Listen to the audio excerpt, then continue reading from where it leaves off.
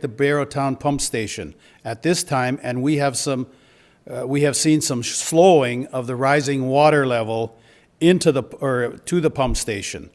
However, if there is an overflow into the pump station, that water level is now about a meter below. This situation will become critical very quickly.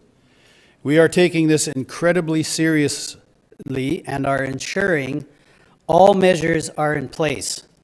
The situation is changing by the minute, and that is why we are taking all steps necessary at this time.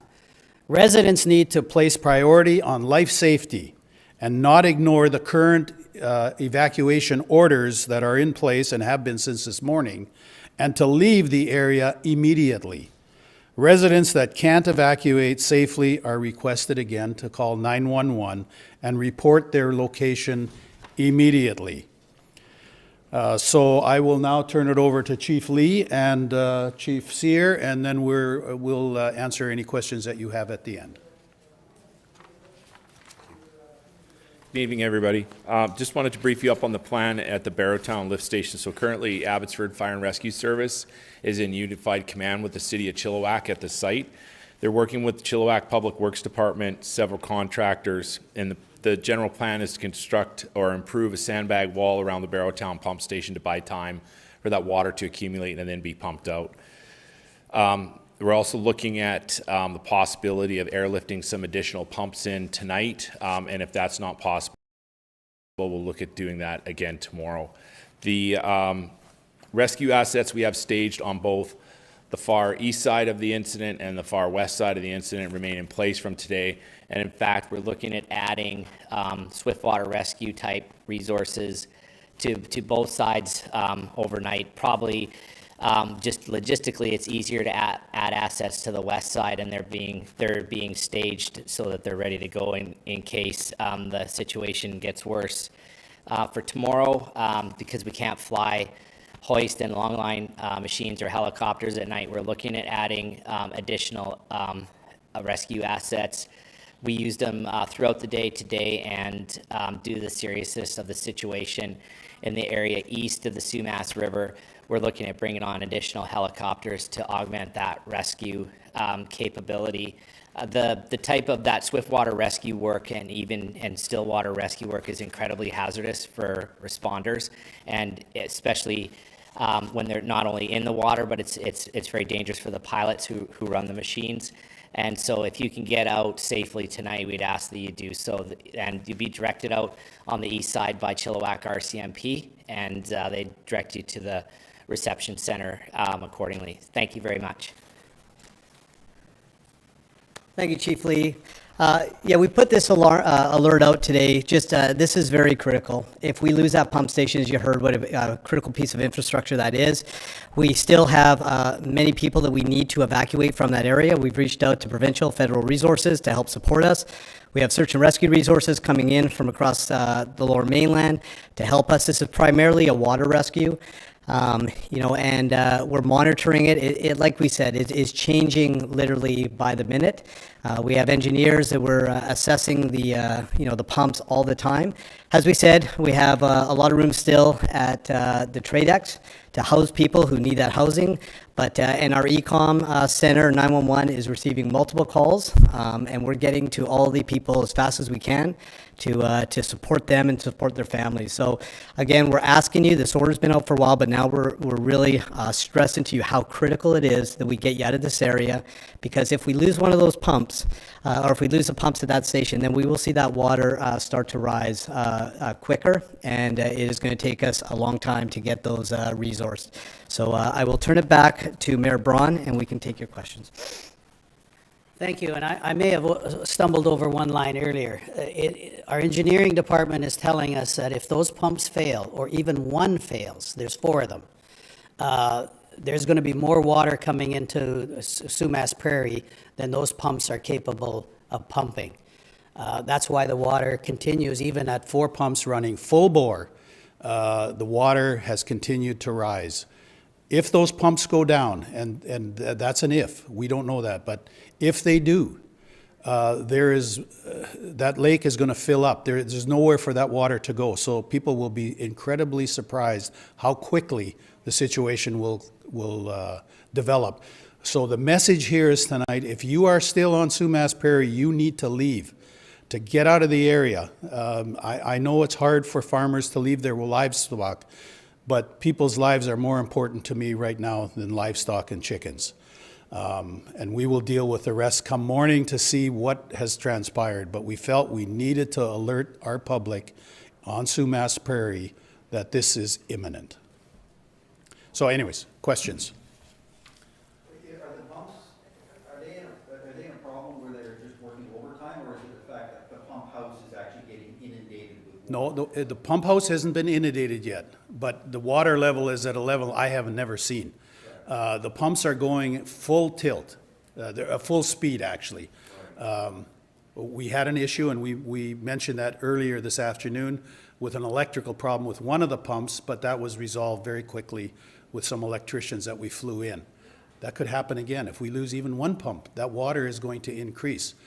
But if the water level rises to the point where it's going to enter the pump house, we have to actually shut those pumps off, because if we don't, we're going to burn out those pumps.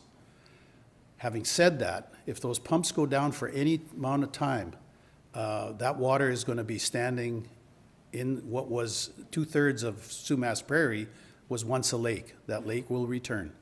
But anyways, that is not my issue right now. My issue right now is to let our residents get out of Sumas Prairie.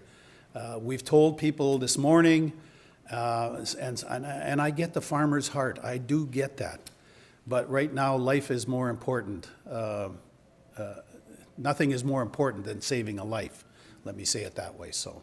If things do get worse and the pump does fail, are there rescue efforts already being put in place for tomorrow or the next couple of days to prepare for this? I have spoken with the Prime Minister. I've spoken with Minister Farnworth, Minister Fleming. They have assured me, all three of them, that whatever resources the city of Abbotsford needs, the federal government and our province will aid in providing whatever we need. We don't exactly know what we need. Chief Lee has talked about helicopters and other, the SARs are bringing in, I think there's 4 boats, 2 are en route, 2 more are coming.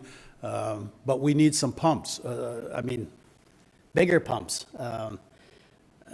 Minister Farnworth, he told me that he thought that there was pumps coming from, some large pumps coming from Surrey. I said that was news to me, but I said we have a lot of staff. I don't pretend to know everything. I have a high-level overview of what's going on in our city. I don't get involved in the operations, but I said I will check my with my staff, and I haven't done that yet, actually. Do you have a number of people that may be still residing at their homes? Do you have a figure? We have an estimate of roughly 200 properties, maybe 300 people, maybe a little more. Yes, sir. Yes, but that is a best guess. That's a very considerable amount of people. Yes. Evacuations are currently underway, so we're in the process. They will go through the night, and they will continue into the morning. And we're continuing to bring in more and more resources so we can get everyone from their homes into a safe place. So they will be going throughout the night. And as the mayor said, and Chief Lee, we're bringing in all resources that we can to help support. But it is, like we said, primarily a water rescue. So that is certainly making this more challenging. And is that an issue in itself? If all of them came up right now and said we want out, if you have the ability to get 200-300 people out of there? Yeah, no, we have to prioritize.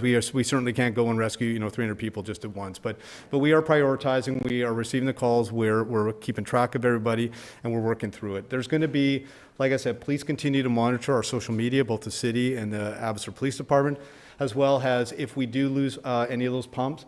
We are prepared to put out through the province an emergency broadcast. We'll go through text messages on the cell phones for both Abbotsford and for parts of Chilliwack. So those are all in place. So like I said, our priority is working very hard to get people from the area, but also to maintain those pumps, as Mayor Braun said. That is critical. For those pumps, when they're operating at maximum efficiency, how much water are they moving per cubic feet? Is that something you guys know aware of? Yes, I have a number for cubic meters per second, but I'm not sure that's going to mean much to 8 cubic meters. 8 cubic meters per second. I don't know how, I understand feet are imperial, so I know how big a cubic meter of water is, but You mentioned about the livestock and about farmers not wanting to leave them. Is that what you guys are hearing about why people aren't leaving, is because of livestock? Is that a big reason? yes, I have been out on the prairie and I have my own cattle. I understand how close people are to, well, not just cattle, livestock, which includes poultry, turkeys, the egg industry. 50% of everything that British Columbia consumes for dairy, eggs, and poultry comes from Abbotsford. I mean, this is huge for Abbotsford. And they want to stay behind and protect what they have spent their whole life building. I get that. But nothing is worth your life. I'm speaking personally now. So I just implore anyone who is listening to this to please heed the evacuation order and leave tonight. Tomorrow morning may be too late. I can't predict the future, but we for sure have to plan for the worst. And right now, that's what we're doing. In a worst case scenario where that pump house is inundated and all 4 pumps go down, how deep could that water get in parts of the Sumas Prairie? I think the lake, from historical readings that I've had, I'd have to go and check. It probably won't be more than 10 feet deep. It was not a deep lake, but 10 feet of water over 2/3 of that prairie is a lot of acreage. I should know how many acres there are out there, or hectares, but I don't have that figure. But for those of you who have seen Sumas Prairie, it is a large tract of land. Anyone else? We're good? Well, thank you for coming out. I know it's late. I didn't expect to be here again this evening, but this is very important, so we thank you for joining us, and we'll continue to provide updates as they come in. So monitor our website and our social media channels, and we will try to get the information, not try, we will get the information out as quickly as we have it. There's been chatter about the pumps not actually working. On social media, you can't believe everything you read, so please don't. Thank you.